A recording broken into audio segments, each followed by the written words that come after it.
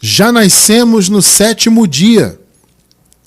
Nossos versículos iniciais, hoje são 2, se encontram em Gênesis, capítulo 2, versículos 1 e 2. Assim foram concluídos os céus e a terra, e tudo o que neles há.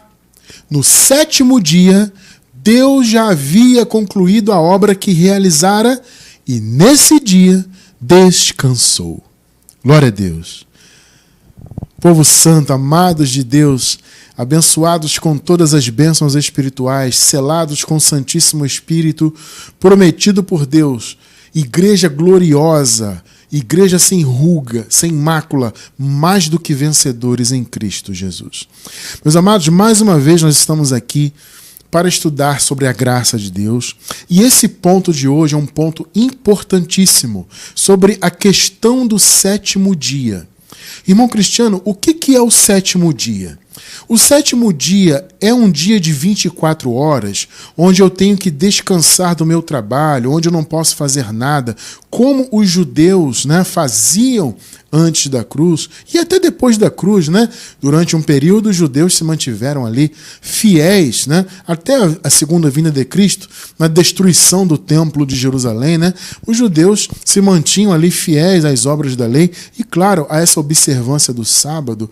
E até hoje, em nossos tempos também, vocês podem notar que aqueles judeus, no caso, os israelenses atuais, aqueles que são religiosos, porque nem todos os israelenses atuais são religiosos, mas aqueles que seguem a religião judaica, eles mantêm a observância desse sábado de 24 horas, assim como os judeus antigos mantiveram, E também existem segmentos protestantes que acabam seguindo esses passos, Eles entendem que o sábado, conhecido entre os judeus como Shabat, tem que ser também observado pela igreja, por aqueles que nem judeus são, nem israelitas são, ou israelenses, como se diz atualmente. Então, há esse entendimento em alguns segmentos chamados de sabatistas, onde eles entendem que, independentemente da pessoa ser da religião judaica ou não, ela tem que observar o sábado, porque o sábado de 24 horas seria um mandamento eterno de Deus. Será que é isso mesmo? Será que o 7º dia, então, é um dia de 24 horas? Porque, veja, o Shabat, ele é o quê?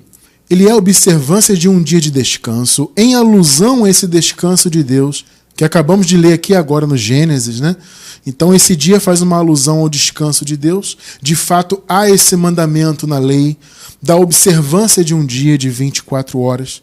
Então, esse Shabat, ele começa no fim da tarde e início da noite de sexta-feira, e ele se encerra, então, no fim da tarde e início da noite do sábado. Então a pessoa passa a noite de sexta e todo o dia de sábado até o fim da tarde, início da noite, num descanso, entre aspas, No caso, um descanso religioso. Então, quem observa isso hoje? Aqueles que são judeus de prática e também algumas chamadas igrejas, Algumas dos sistemas sabatistas, como eu falei. Só que, veja, nós temos que entender que o sábado, o Shabat, ele não é mais um dia de 24 horas. Diferentemente do que o sistema religioso ensina, tanto o judeu quanto esse das igrejas chamadas sabatistas. Só que tem um detalhe importante, abençoados, nisso aí. Existe um entendimento que vem do raciocínio da Igreja Católica Apostólica Romana de que o sábado fora substituído pelo domingo. Então, na visão católica, o domingo tem que ser guardado também. Então, na verdade, o raciocínio ele segue sendo o mesmo, apenas tendo essa substituição dos dias. Porque Jesus, então, ao ressuscitar em um domingo, teria consagrado esse dia como um dia de observância cristã. Então existem essas discussões no meio do sistema, tanto católico quanto protestante, evangélico, tradicional ou não tradicional, se há um dia que tem que ser observado, E se esse dia é o sábado ou o próprio domingo, nessa visão cristã. Eu digo para vocês o seguinte, abençoados, nem sábado, nem domingo. Por quê? Porque, repito, o nosso sétimo dia não é um dia de 24 horas a ser observado, onde você deixa de trabalhar, de estudar, de fazer isso e aquilo. Como os judeus, por exemplo, eles sequer poderiam andar mais do que 1 quilômetro. Então, no Shabat, eles não podiam sequer caminhar muito. Então, não havia liberdade para fazer qualquer coisa. Então, muitas chamadas igrejas hoje observam isso, e a visão católica e até protestante, em parte, também tem essa visão de que no domingo você não pode fazer nada, ou pelo menos não é que você não possa fazer nada, né? Na visão protestante, você até pode fazer alguma coisa, você é livre, mas o domingo seria do Senhor, né? Ainda que você possa trabalhar, ainda que não haja um impedimento maior como na lei, ainda assim o domingo tem que ser para o Senhor de alguma forma. Só que veja, amados, o nosso dia é o Senhor Jesus. O nosso dia é a graça, no caso, o sétimo dia. Nós vamos, então, entender isso hoje um pouco mais profundamente. Inclusive, você entenderá que nós já nascemos nesse dia. O sétimo dia, o dia do descanso, né? Então, vamos entender isso, abençoados, porque, veja, o descanso, se você parar para pensar, ele é uma necessidade humana, né? Então, se você pensar a rigor, o nosso Deus, o Criador, ele não precisa de descanso algum. Aí você pensa, poxa, irmão Cristiano, isso faz sentido. Realmente, Deus precisar de descanso é uma coisa que não faz sentido porque o descanso é uma necessidade humana. Nesse caso, qual é o sentido, então, do descanso de Deus? Amados, nós entendemos que o descanso de Deus, ele é um descanso profético. Esse sétimo dia, após a criação de todas as coisas, é um descanso, é um dia, entre aspas, que apontava, no caso, né, para a graça.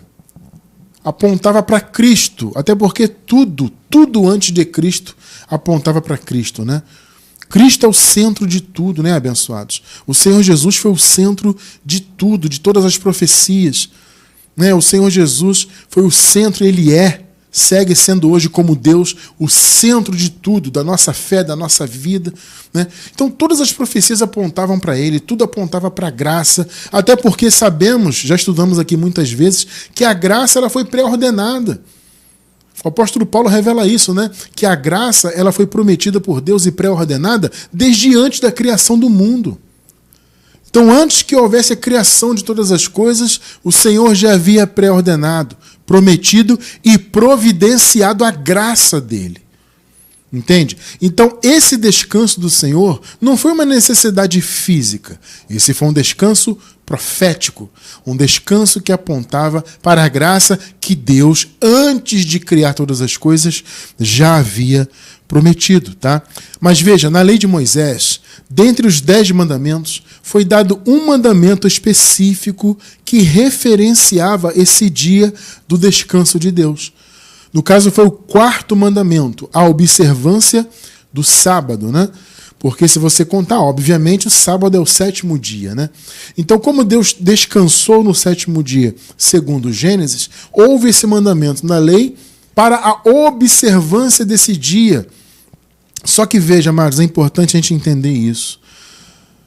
Na lei, o que se tinha era a sombra dos bens reais. Entende? A palavra deixa claro, o evangelho deixa isso muito claro. A lei foi uma sombra, um apontamento apenas. Você pode pensar assim, irmão Cristiano, como assim sombra? O que é isso? Vamos lá.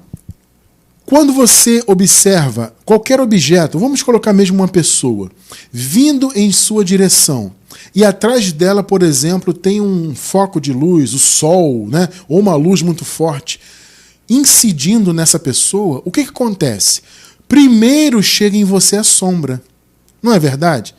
Ou seja, a pessoa está lá distante, mas como tem uma luz muito forte, aquela luz incide na pessoa e a sombra dela chega primeiro. Percebeu? Ou seja, a sombra é um apontamento daquela pessoa.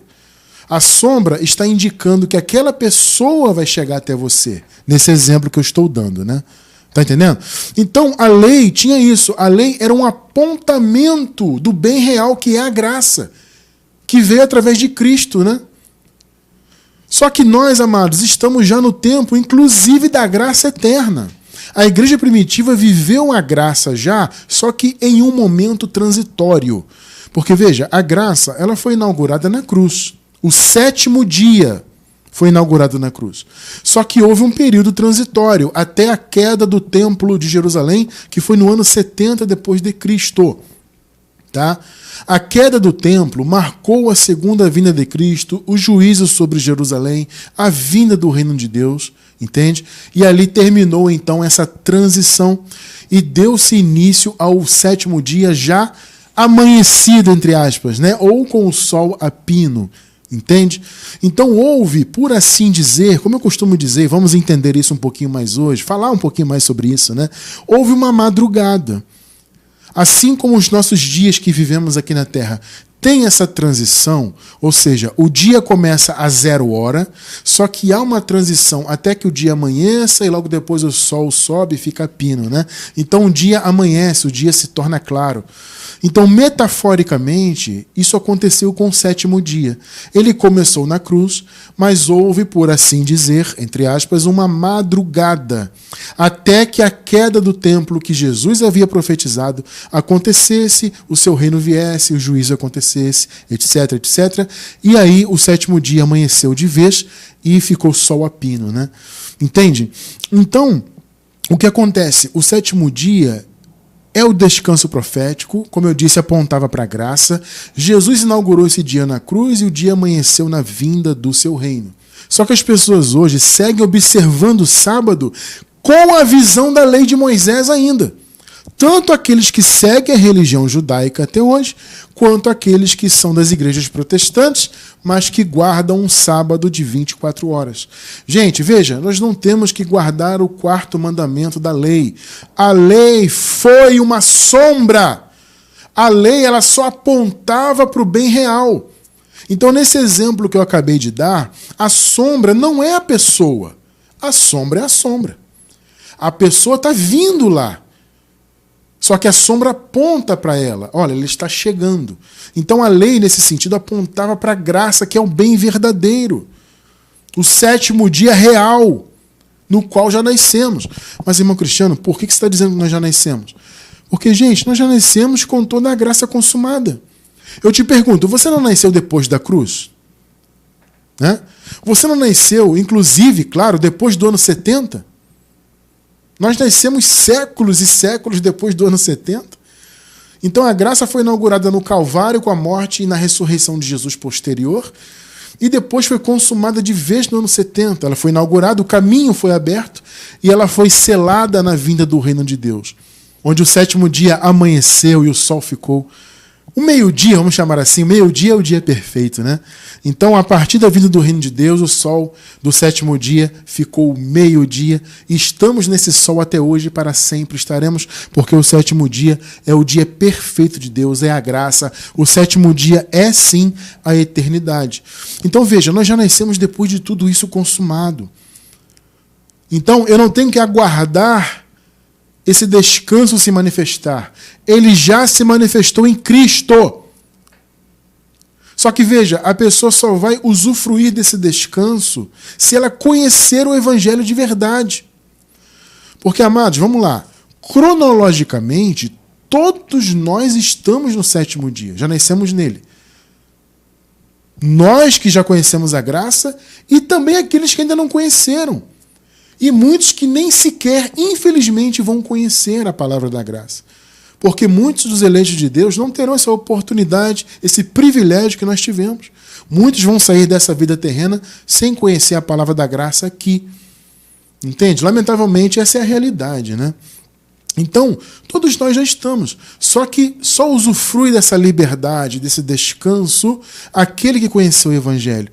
Essa é a importância de você pregar a palavra da graça, para que as pessoas descansem, para que elas alcancem o entendimento de que elas já estão, porque já nasceram no descanso prometido por Deus, no 7º dia.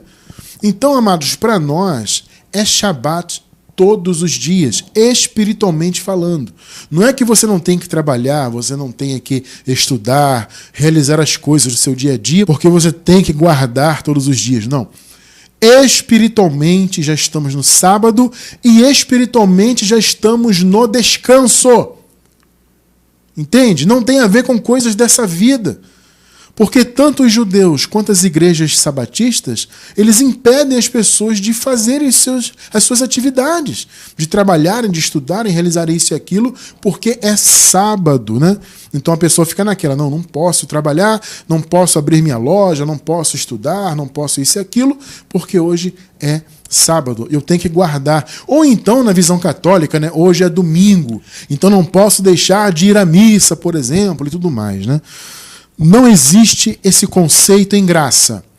O sábado é espiritual, o sábado é Jesus, o sábado é a graça. E nós estamos em Cristo e estamos na graça todos os dias e para sempre estaremos. Entende?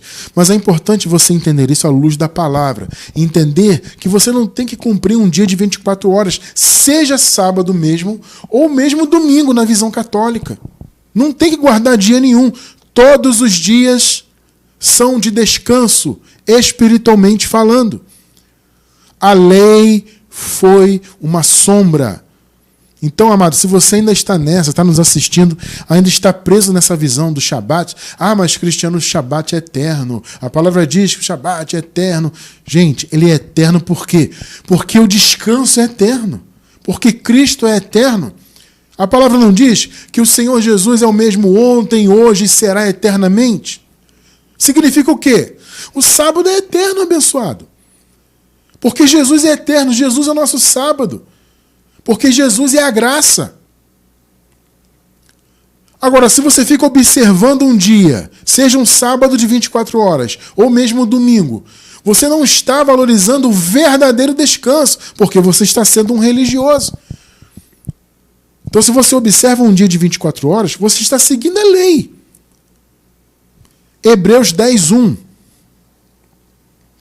A lei traz apenas uma sombra. Sombra. Não é o bem real, é a sombra dos benefícios que hão de vir, que já vieram, né?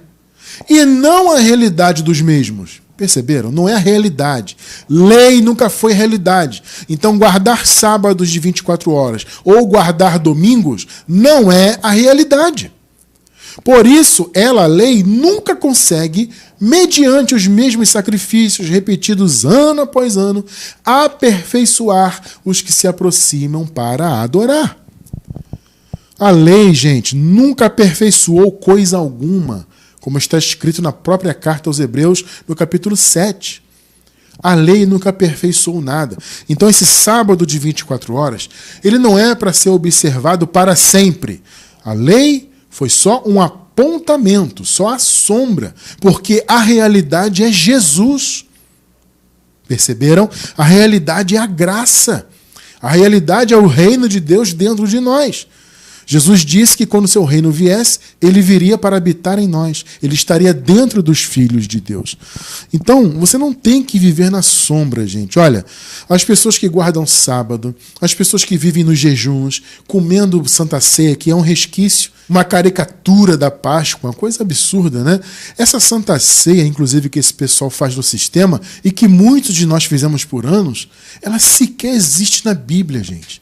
Na Bíblia não existe essa cerimônia de você parar um momento de um culto, entre aspas, e você beber um pouquinho de suco, um pedaço de pão da padaria. Onde você encontra isso na Bíblia?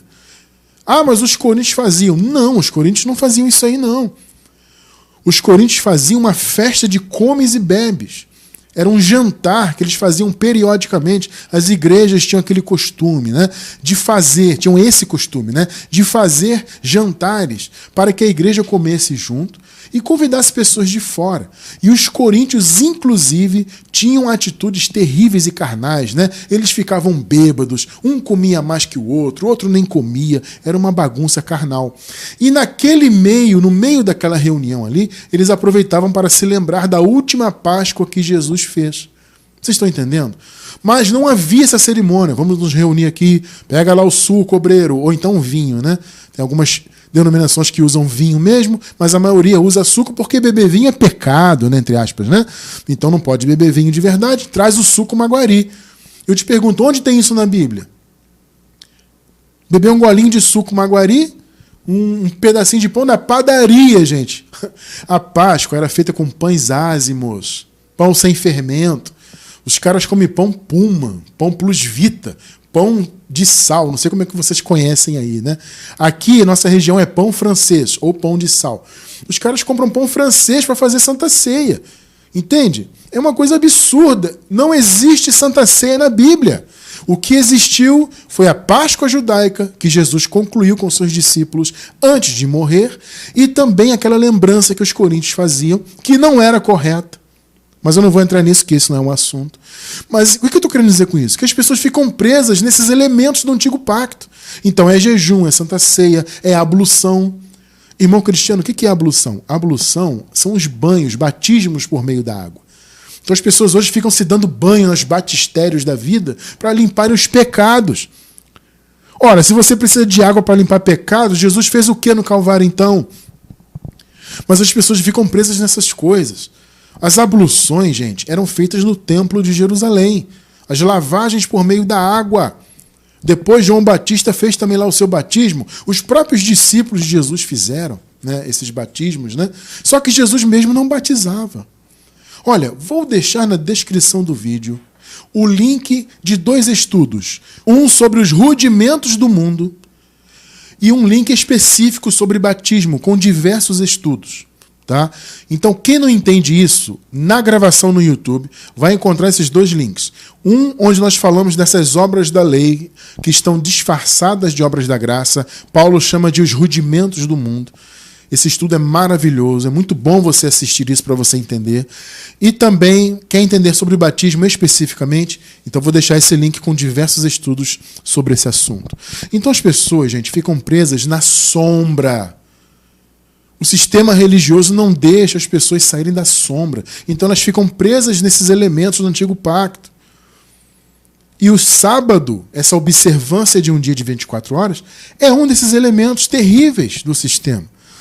Então nós não temos que viver em sombra. Olha o que Paulo fala, escrevendo aos Colossenses, gente. Capítulo 2, do 13 ao 17.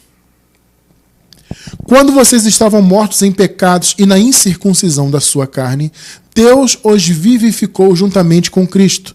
Ele nos perdoou todas as transgressões. 14. E cancelou a escrita de dívida. Gente, o que era a escrita de dívida? Era a lei de Moisés. A lei que trazia essas dívidas de pecados, dívidas espirituais. Ele cancelou então a escrita de dívida que consistia em ordenanças, ou seja, a lei.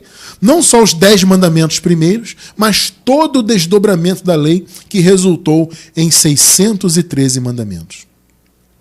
E que nos era contrária, claro, porque a lei apontava o pecado, né? A lei imputava o pecado, apontava, diagnosticava a situação de pecador do homem. Então ela era contrária. Paulo disse que a lei era um ministério de morte e de condenação. Ele a removeu. Gente, vocês estão percebendo que vocês não têm que viver em obras da lei, mandamentos da lei, nem Shabat, nem Páscoa judaica, nem abluções, nem jejuns, nem sacrifício daqui e dali. Vocês percebem isso, gente? Porque o Senhor Jesus removeu tudo isso, pregando-a na cruz.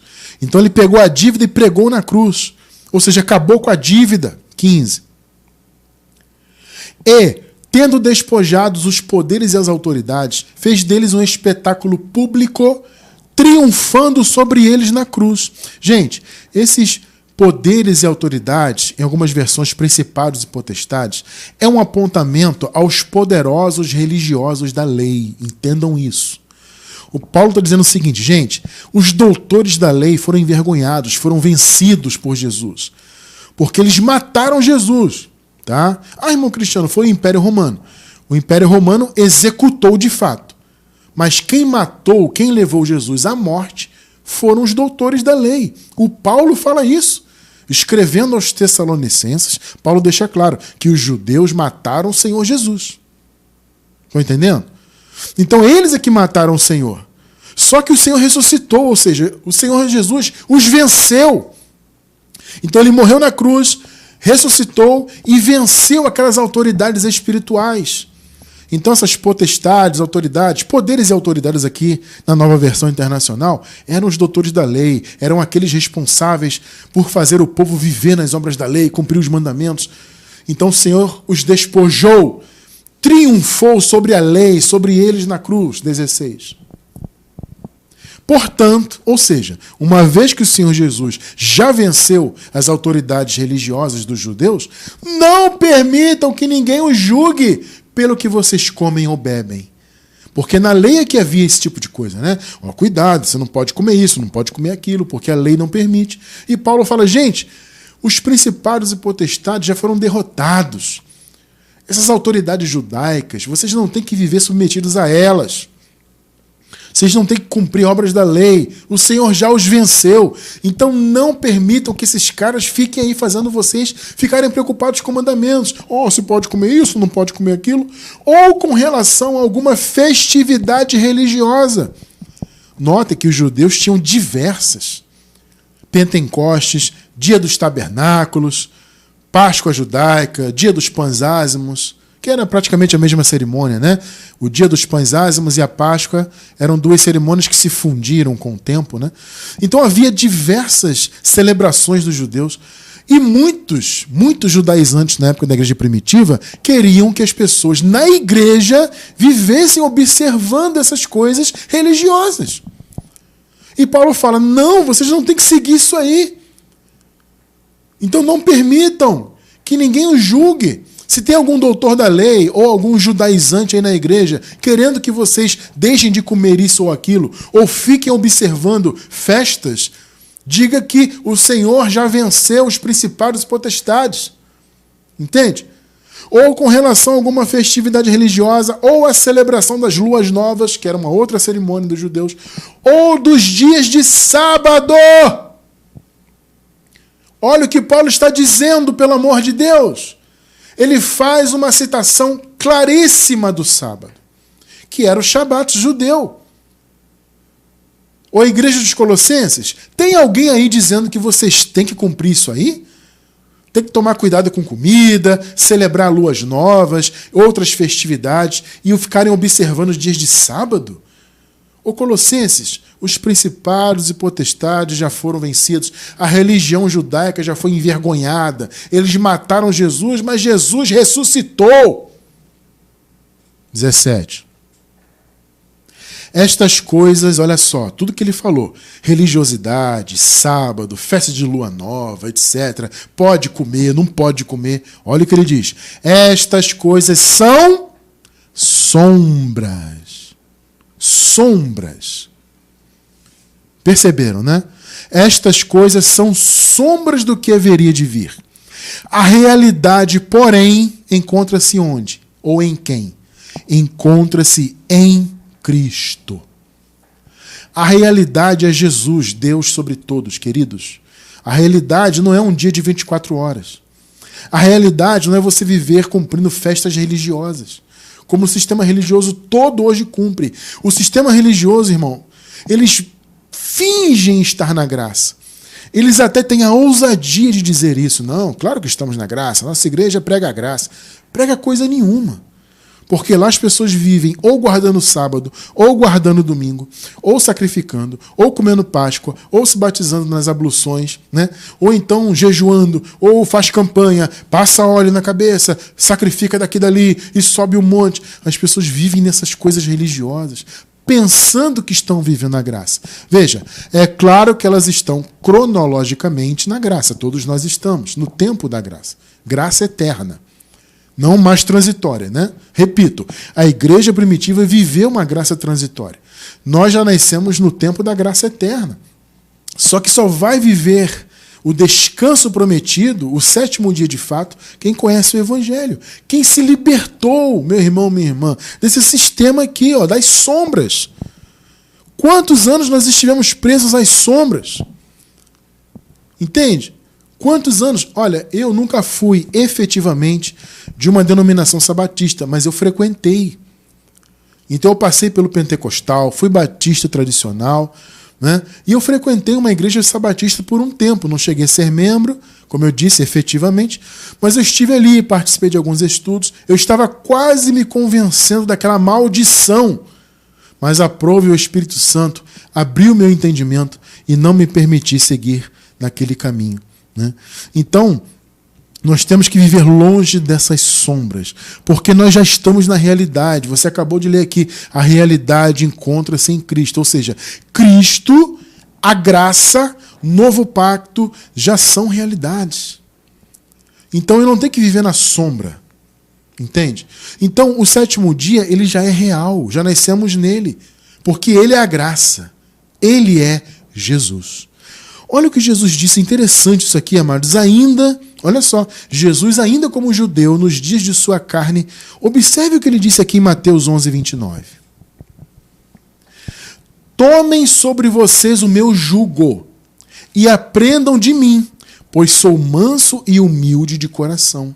Olha só, porque havia ali o jugo religioso dos doutores da lei e Jesus veio apresentar o seu jugo, que era suave, o fardo era leve, não é?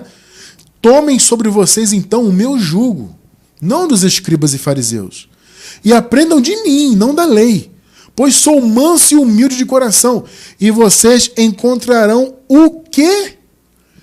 Descanso para as suas almas. Vocês encontrarão descanso na vida de vocês, se vocês me seguirem. O que Jesus estava dizendo em outras palavras? Eu sou o sábado de vocês. Eu sou o descanso prometido. Pegou?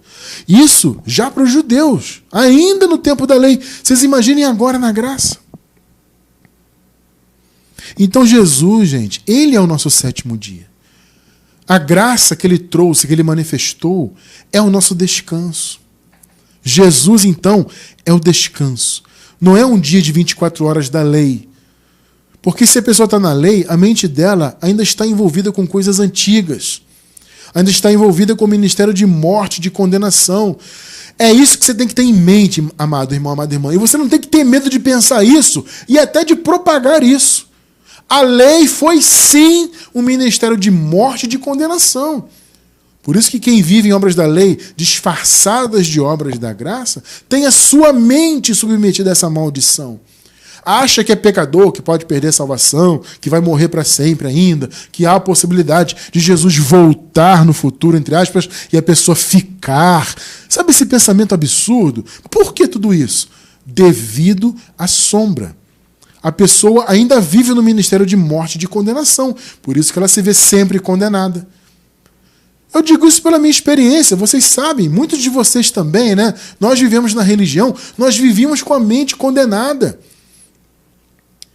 Por mais que nós fôssemos religiosos, e eu tentava ser, gente, um religioso sempre perfeito, ou próximo da perfeição. Cumprir os horários, reuniões, até porque vira e mexe eu estava à frente das coisas, né? Então tinha liderança com jovens, adolescentes, não sei o quê. Então eu estava sempre ali, e no horário, e certinho, nos estudos, não sei o quê, e é culto, eu estou lá, é reunião, eu estou lá, e vai fazer não sei o quê na igreja, eu estou lá. Eu era assim. Ainda assim a minha mente era o quê? Uma mente de condenação. Por quê? Porque na minha mente estava impregnado o ministério de morte e de condenação. 2 Coríntios 3, do 6 ao 9. Ele, o Senhor, nos capacitou para sermos ministros de uma nova aliança. Ministros do sétimo dia, da graça, não da letra. A letra aqui, gente, é uma referência à lei, aos 10 mandamentos. Tá? Mas do Espírito.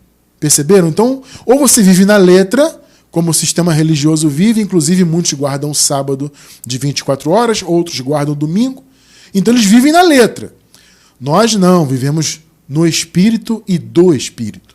Pois a letra mata, mas o Espírito vivifica. 7. O ministério que trouxe a morte, olha só, foi gravado com letras em pedras. Eu pergunto para você, o que foi gravado com letras em pedras? Não foram os 10 mandamentos? Moisés não os recebeu em pedras talhadas? Foi um ministério de morte. gravado com letras em pedras. Mas esse ministério veio com tal glória, olha só que interessante, né? Veio com glória, tá? Que os israelitas não podiam fixar os olhos na face de Moisés por causa do resplendor do seu rosto, ainda que desvanecente. Então, havia resplendor? Havia, mas já estava se apagando. Em outras palavras, o ministério de morte e de condenação tinha prazo de validade. Irmão Cristiano, qual foi então o prazo de validade do ministério da lei? Cristo. Paulo não disse? Cristo é o fim da lei. Porque a lei, ainda que ela tenha vindo com glória, como Paulo falou, era uma glória desvanecente, transitória. 8 e 9. Não será o ministério do Espírito. Olha só, gente, coisa linda, né? Ou é o ministério de morte, de condenação, ou é do Espírito, que é de vida, vida eterna, né? Não será o ministério do Espírito ainda muito mais glorioso? É claro que é, né? Mas por cegueira espiritual, as pessoas preferem não viver no ministério do Espírito. As pessoas preferem viver no ministério de condenação, guardando dias de 24 horas. Se era glorioso o ministério que trouxe condenação, quanto mais glorioso será e é o ministério que produz justiça. Coisa linda, né? Perceberam, abençoados? O ministério da graça é o ministério que produziu justiça. Você já nasceu justo diante de Deus. Justo do ponto de vista do pecado, da condenação eterna, você entende? O Senhor nos fez assim.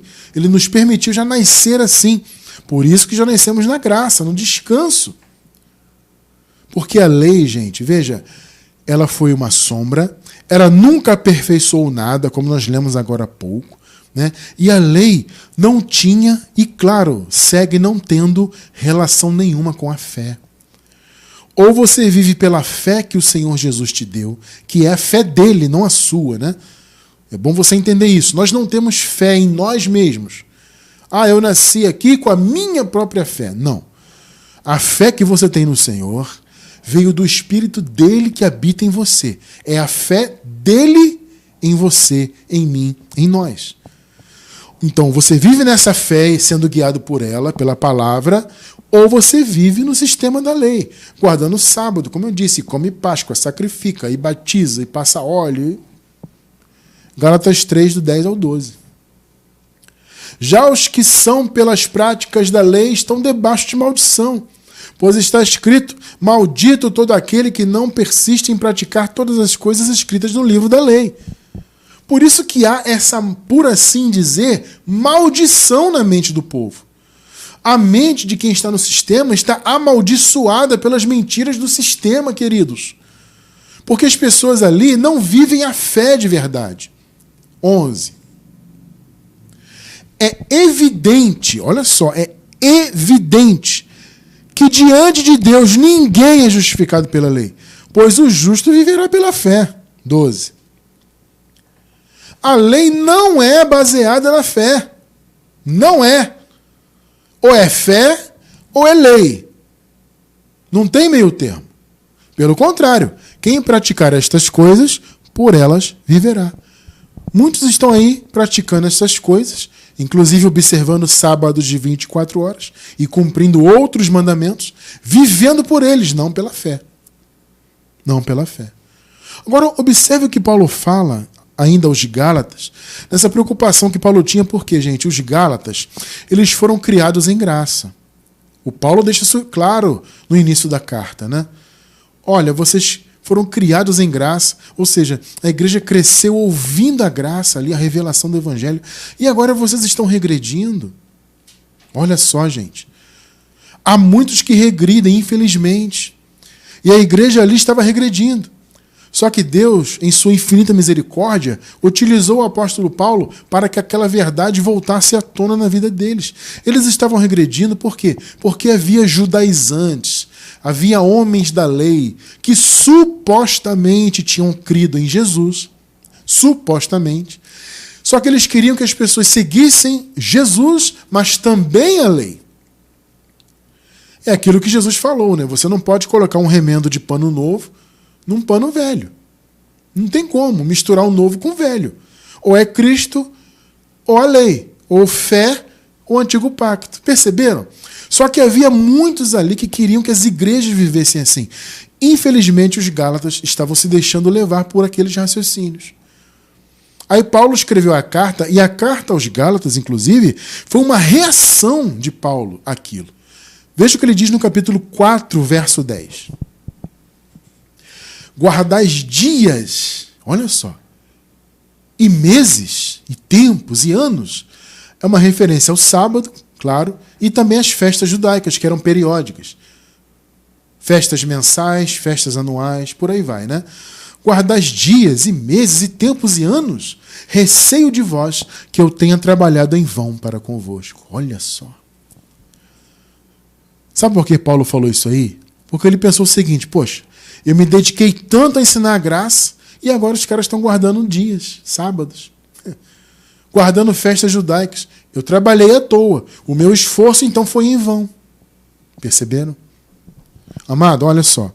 O Senhor Deus prometeu um descanso. Mas esse descanso é para quem crê no seu evangelho e na sua verdade. Por isso que nós, mesmo tendo nascido já no tempo da graça eterna, já no 7º dia, nós não vivíamos esse descanso de fato lá no tempo do sistema. Eu digo isso porque a grande maioria dos que estão em graça hoje passou por algum tipo de sistema religioso. Principalmente o sistema que se diz cristão, né? Seja um segmento católico ou protestante, não importa. Mas a maioria de nós veio do sistema. Então a maioria de nós experimentou isso. Nós vivíamos no descanso, ou no tempo dele, mas não usufruímos dele.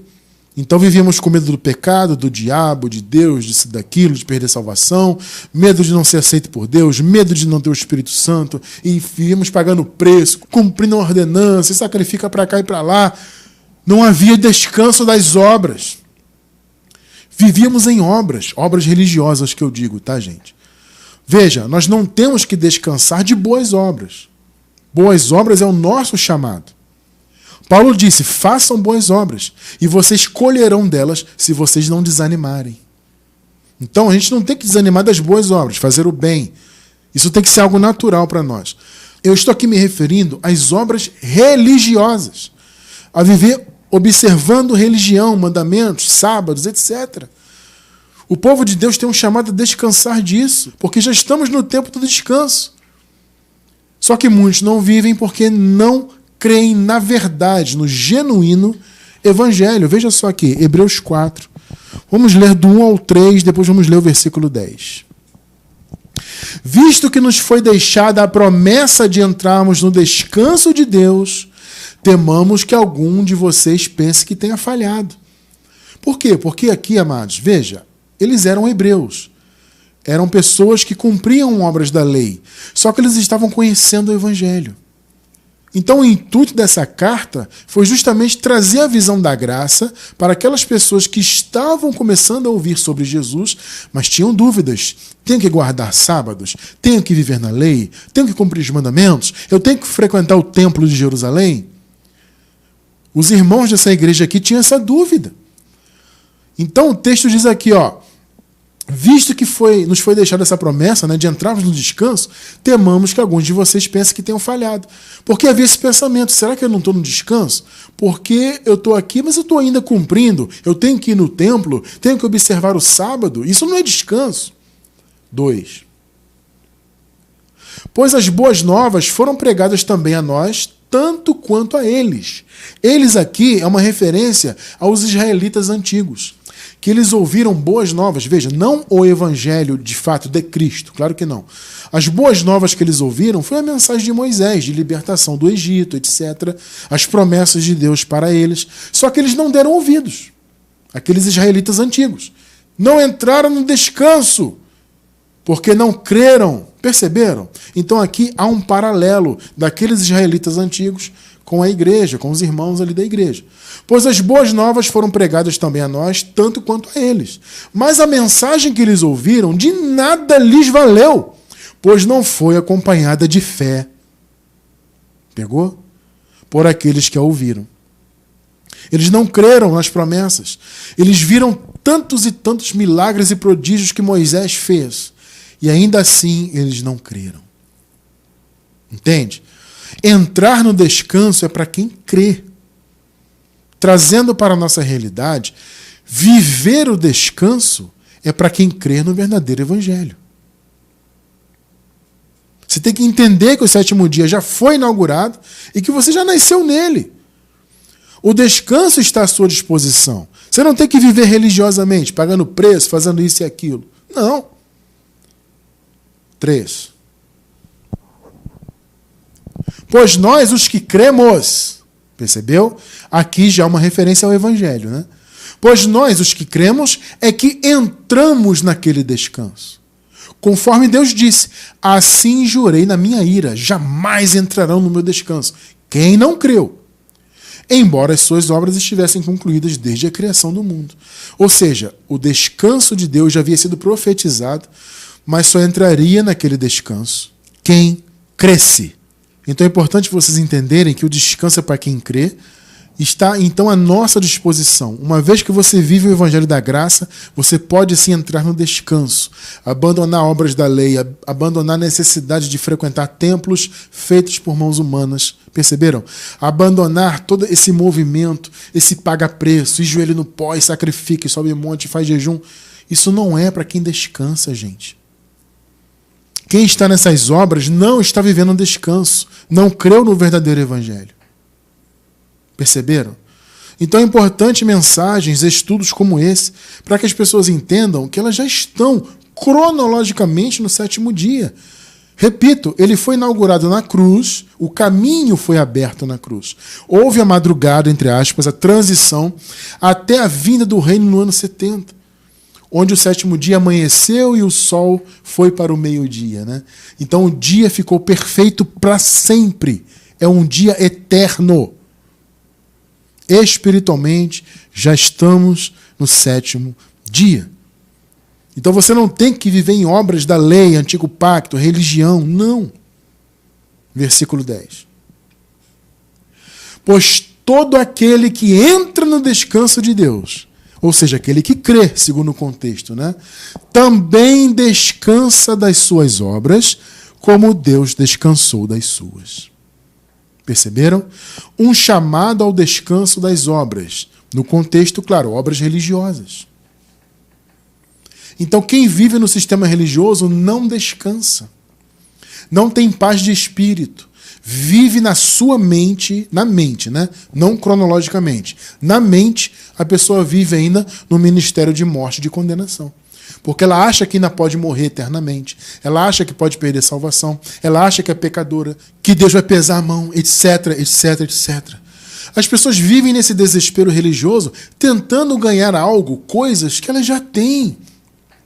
Vida eterna, Espírito Santo, todas as bênçãos espirituais, o amor de Deus, são eleitas dele. Só que elas, por não saberem disso, vivem nesse desespero. Cumpre daqui, paga preço dali, frequenta o templo, acolá, e passa um óleo aqui para santificar, e faz jejum para buscar poder. A palavra diz que o poder de Deus opera em nós, mas as pessoas vivem jejuando para buscar poder. A palavra diz que o Senhor Jesus nos santificou pelo seu sacrifício. Você já nasceu santo diante de Deus, porque o sacrifício foi feito na cruz. Por que você nasceu santo? Por causa dessa graça. Do descanso, do sétimo dia. O Senhor conquistou isso. Mas as pessoas querem jejuar para serem santas. Por quê? Porque não entraram no descanso, aqui na mente. Não tem descanso se você não tem fé no verdadeiro evangelho. Então, gente, veja. O sétimo dia já foi inaugurado. Você não tem que aguardar ele se manifestar. Ele foi inaugurado na cruz e selado definitivamente no ano 70, na vinda do reino de Deus. Vou deixar na descrição do vídeo o link da nossa playlist de escatologia consumada. De repente tem alguém me ouvindo aí e fica assustado, né? Como assim, ano 70, o reino já veio, que história é essa? Eu sempre aprendi que o reino vai vir ainda e tal. Assista esses estudos para você aprender.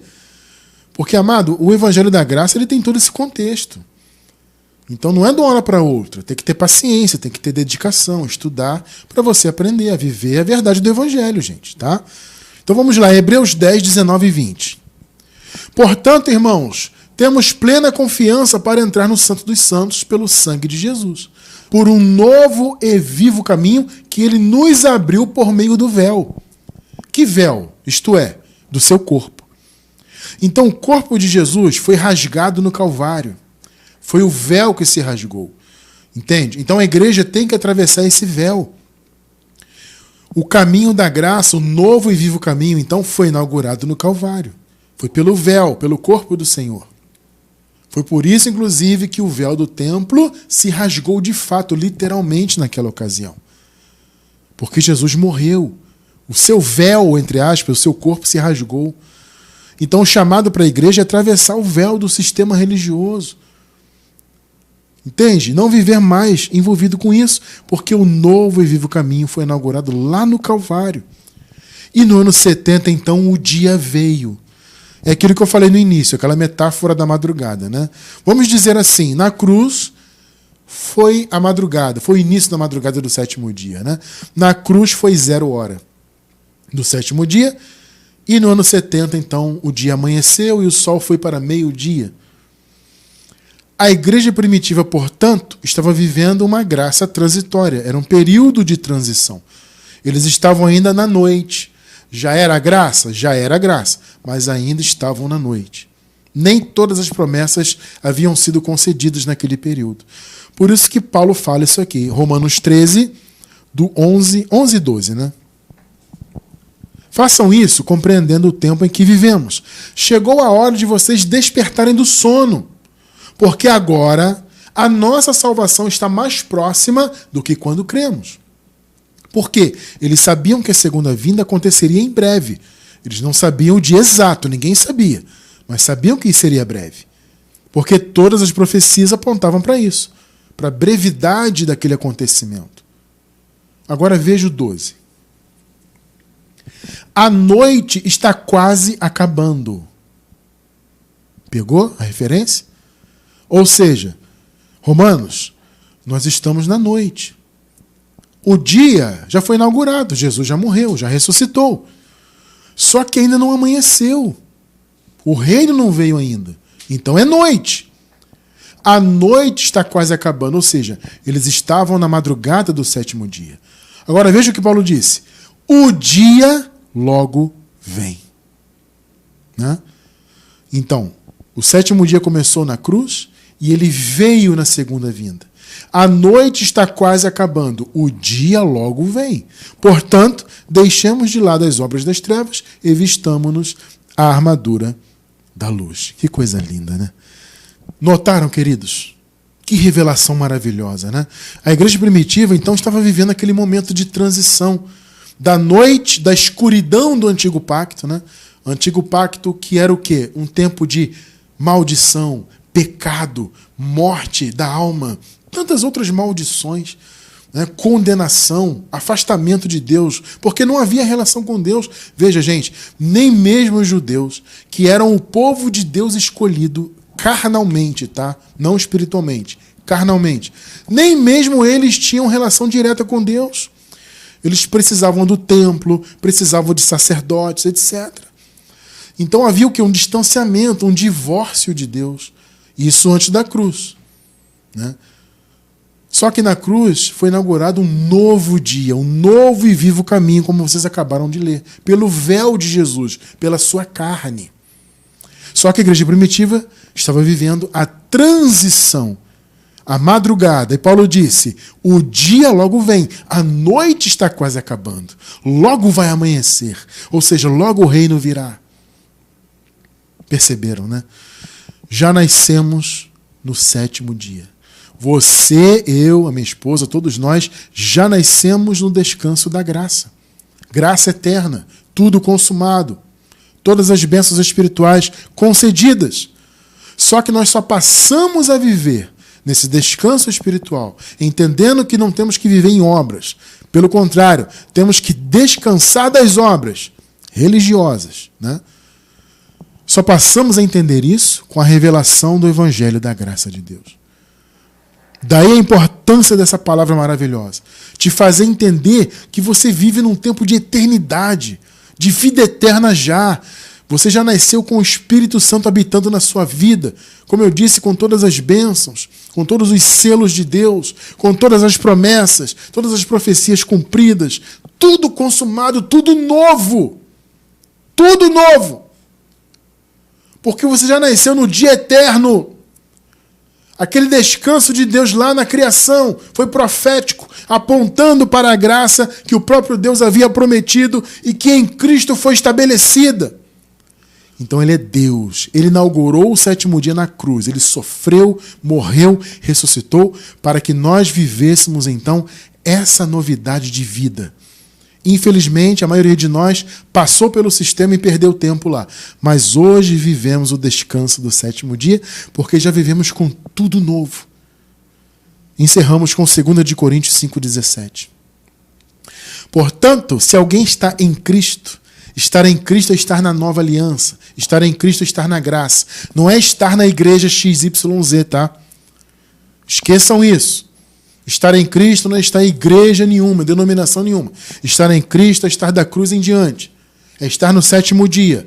Então, se alguém está no 7º dia, se alguém está em Cristo, é nova criação. As coisas antigas já passaram. Eis que surgiram coisas novas. Meu irmão, você vive em coisa nova. O 7º dia será novo para sempre. É o que eu sempre digo. Eternamente a graça será sempre o novo pacto. O 7º dia será sempre um novo dia. Tudo se fez novo para sempre. E nós já nascemos nessa realidade, graças ao nosso Deus por isso. Louvemos sempre ao Senhor por essa grande bênção de vivermos a sua palavra. Porque essa palavra da graça nos trouxe esse entendimento que já vivemos o descanso prometido. Glórias a Deus por isso, para sempre.